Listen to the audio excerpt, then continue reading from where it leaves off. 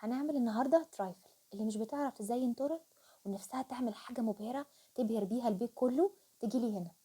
تحليه كده عائليه متكونه من كيك صوص فراوله وكريمه وفراوله، بس كده. بسيطه جدا، والنتيجه زي ما انت شايفه كده، وطعمها عايزه اقولك خرافيه من الاخر. انا معايا هنا نص كيلو من الفراوله. هنبتدي نعمل الصوص. قطعتها وغسلتها وحطيتها في حله، وهنزل عليها بكوبايه من السكر، وهسيبها في السكر لمده نص ساعه عشان تنزل ميتها. وبعد كده هرفعها على النار زي ما انت شايفه كده على نار هاديه. تمام. هسيبها لمده ربع ساعه هتبقى بالمنظر ده معايا. هديها ربع ساعه كمان. خدي بالك لو انت عليتي النار هتفور معاكي، فلازم لو انت عليا النار تفضلي واقفه جنبها. هتبقى بالمنظر ده الصوص معاكي. هنزل عليه بعصرة من الليمون، ولو انت الصوص بتاعك مش احمر او ممكن تحطي له لون طعام. بس كده هنطفي عليه ونسيبه على جنب. نعمل الكيك بقى.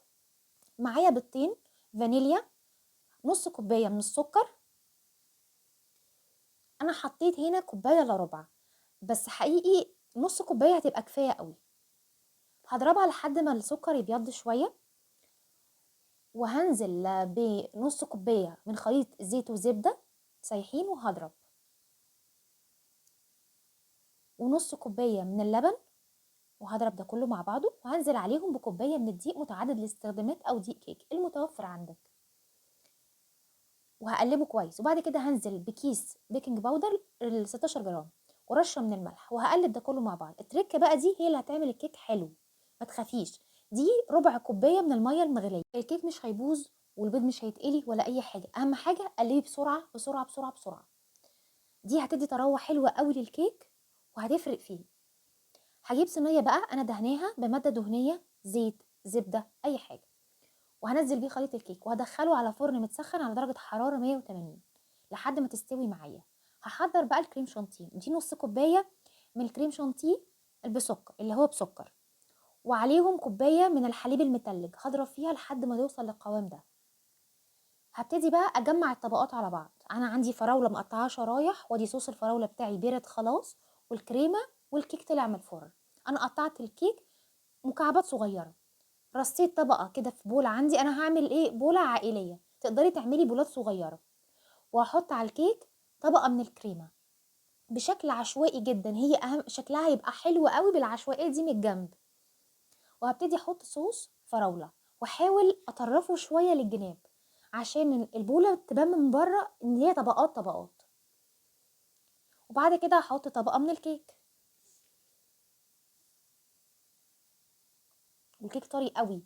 وبعدين بصراحه انا ما قدرتش اصبر ان انا استناه يبرد قوي. انا مجرد استنيت هيتقدي شويه فمفتفت شويه معايا، لكن هنا لو انتي استنيتي عليه هيبقى متماسك وكويس قوي. هحط عليه بقى طبقه من الكريمه تاني، وصوص من الفراوله. وزي ما قلت لك هطرب صوص الفراوله للحروف عشان تبان طبقات متداخله في بعضها من الصوص والكريمه. على فكره التحليه دي لما بتاكليها تاني يوم احلى من اول يوم كمان، طعمها بيوضح اكتر. بس انا هكمل مع نفسي. طبقه كيك، طبقه كريمه، طبقه صوص فراوله.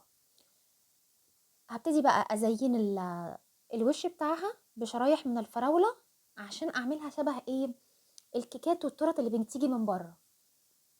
وهدهنها بالصوص اللي انا عاملاه ده، الفراوله، عشان اديها لمعه وكمان احفظ الفراوله. وخلص معانا وبقى بالجمال ده وبمنتهى السهوله. حقيقي روعه. بس ما تقدميهوش على طول، سيبيه ساعتين 3 في التلاجة عشان الصوص مع الكريمه مع الكيك كله يتدخل في بعضه، تبقى بالجمال اللي انت شايفينه ده. طعمها روعه.